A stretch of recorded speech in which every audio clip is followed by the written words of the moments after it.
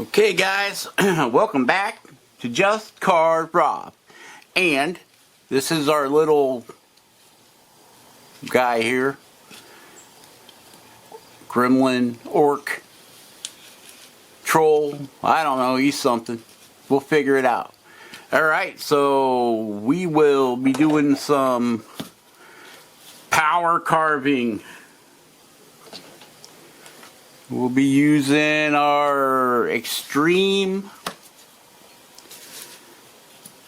cut-saw taper burr. We'll be using our taper cut-saw fine, and our friends over at Cut-Saw sent us a box.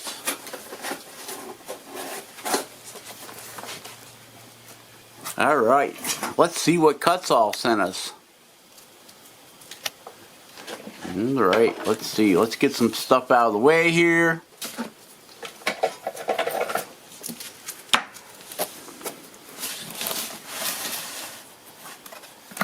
Open our box up. Come on, box. There we go. Let's see. Send us some bubble wrap. Woohoo! Bubble wrap. Got a little bubble wrap. Bubble. Let's see. We got a dovetail type bit. We got a little bull nose type bit. We got the sphere. We got a round extreme bit there. Circle. We got a Cut-Saw flame burr. Course. Oh, Cut-Saw extreme flame burr. Cut-Saw coarse taper burr. And a Cut-Saw extreme taper burr. Well, that was nice of them. Very, very nice of them. Have to give a special thank to Mike over there at Cut-Saw. Let's see what else is in this box. Oh, look, they sent us some Cut-Saw stickers. We'll have to put them on the sticker refrigerator. They sent us a Cut-Saw deal to put our pop in. Cut-Saw, leaving your mark. And it looks like, let's see, what else did they send us here? Oh, a catalog. Cut-Saw files. I bet you those are awesome.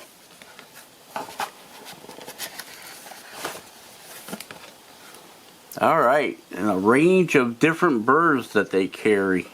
We're going to have to get this one here. That straight guy. Alright, we're going to have to get that one. We're going to have to order him. We got a couple different 1/4 inch, 1/8 inch roto saw. We're going to have to get one of them too. You got the taper shaft. Oh, pointy burr. So, looks like, what is the description? We're going to have to get one of them. One in the extreme and one in the coarse, I think. And then the Cut-Saw discs. Disc. We need a 2-inch one for our Arbortech grinder. They don't have a 2-inch one listed. They have 4.5s and wow, 7-inch. You'd have to have a pretty big grinder for a 7-inch. Yeah, we're going to need to order a 2-inch one. Or not 2-inch. Yeah, 2-inch diameter for our Arbortech. Alright, so thanks Mike over at Cut-Saw. We appreciate it. We will put these burrs into action. Don't forget to put back the bubble wrap. Alright, we'll have to get them into our burr rotation. Alright, so let's get into the carving of this guy here, shall we? All right. So this would be part 3, I think, on this guy. So part 3. And this is pine, some kind of pine Pete sent us. You can see we got his head roughed out, right? So now we got to start rounding over these shoulders. Look, he's going to have a tail. We got to cut the tail out here. We're going to have it swinging to the right. Yep. So let's get started on that. We're going to have to get into our power carvers, and that means voiceover. Okay.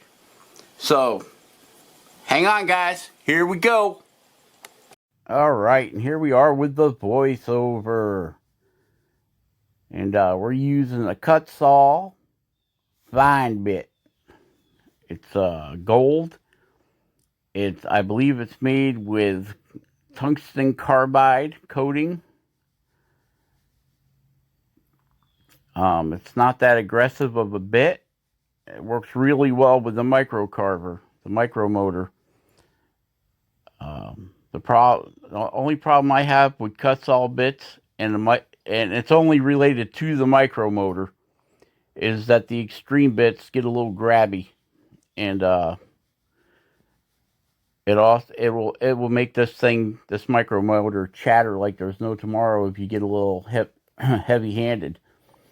Now I have used my old extreme bit in here it's getting pretty dull, and it's not as bad. But if you're going to use the extreme bits, I would suggest something with a little more power, like a Dremel.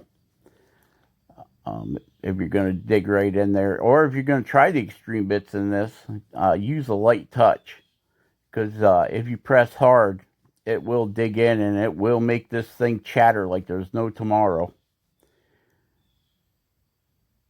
And it's not good when your bits chatter, because then they just start jumping all over the place. So we're doing a little work on his ears. We're making his ears flop outward, like he's an old grumpy troll, you know. Kind of like me when I get up in the morning. I think my ears are kind of flopped outwards too.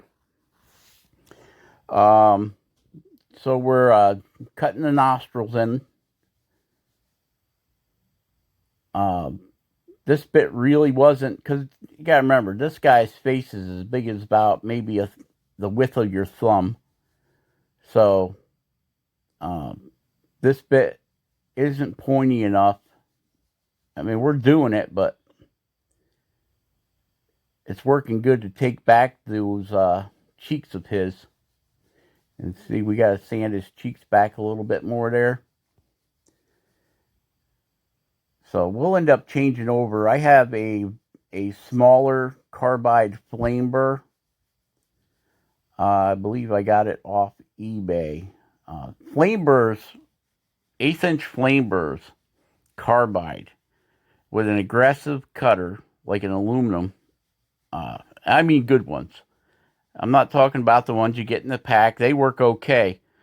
But I really like I paid a little bit more money. I think I paid $12 for this one carbide flame burr. But it has a very, very sharp edge on it. So sometimes you just got, if you want a really good bit that's going to last you a long time, unfortunately, you got to pay up for it. And don't get me wrong, those Chinese ones that come in a kit of 10 for like $12 or $15, they're all right. But when you want really precise cuts, sometimes you gotta spend that extra cabbage to get a really good bit. And I think yep. What are we putting in there? What are we putting in there? Okay, yep, that's it right there. That is a very, very sharp, and it's solid carbide. So don't drop it on the floor. It's a solid carbide, very small flame burr, okay? And we're shaping the nostrils, but we're also going to cut the, I guess you'd call them smile lines. See how nice that cuts? And this burr, as long as you don't try burning it through a 2-inch 2x4, will last you a very long time. I had one that I used for like 8 years. And I did everything with that burr. I cut aluminum with that burr. I cut little pieces. I engraved steel with that burr. And it finally got to the point where it just couldn't do it no more. Okay, so now we're switching over to a ruby bit. Now you can see we cut the smile lines in, I guess you can call them, with that little flame burr. Now I like cutting these smile lines in before I really get into shaping the face, because you can make that barrel, your top lip is round, so you can make that barrel of your lip cut right back into those smile lines, because, well, that's how you get smile lines, right? So we're cutting that, we're using the tip of that ruby burr to get down in there and cut that in.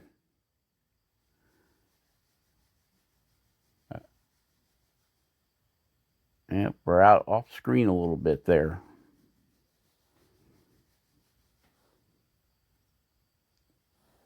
You can cut that right in there. And we're buffing his nose. If you guys could see what's going on with this ruby burr, I don't know if it's because of the little bit of sap that's in this wood. I mean, don't get me wrong, this wood is really dry, but it's making the wood very, very shiny, almost like you hit it with 1500 grit sandpaper. And I just noticed that my ruby burr is not working all that well anymore, so I probably got it plugged up. I'll have to take it to my cleaning stone later. Okay, now we're switching over to an 1/8 inch diamond flame burr. It's got a lot more bite than that ruby burr had, just because I think I plugged it up. I mean, I couldn't believe how polished shiny that got. And we're doing the same thing. We're working over the barrel part of the mouth. Yep. And we're cutting the nostrils in. The old snot cannons are getting cut in there. Okay. And it looks like my camera battery is flashing at me, so I don't know how much longer I've got before it decides to shut off. Digging in the eye beds a little bit and just getting in there. I like using these diamonds because they can get right down in there and sharpen things up.